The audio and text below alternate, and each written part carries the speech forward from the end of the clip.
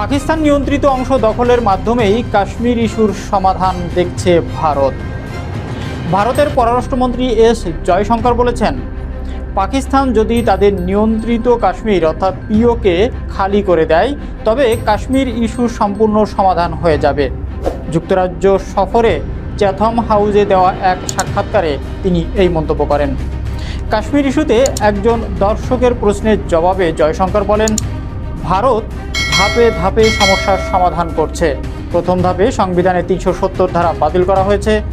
দ্বিতীয় ধাপে কাশ্মীরের অর্থনৈতিক উন্নয়ন ও সামাজিক ন্যায় বিচারের গুরুত্ব দেওয়া হয়েছে এবং তৃতীয় ধাপে বিধানসভা নির্বাচন অনুষ্ঠিত হয়েছে। সেখানে ব্যাপক ভোটার অংশগ্রহণ করেছে। তিনি আরও বলেন, ভারতের লক্ষ্য কাশ্মীরের সেই অংশ পুনরুদ্ধার করা যা পাকিস্তান অবৈধ দখলে রয়েছে। এটি সম্ভব হলে কাশ্মীর ইস্যুর সম্পূর্ণ সমাধান হবে বলে তিনি আশ্বস্ত করেন।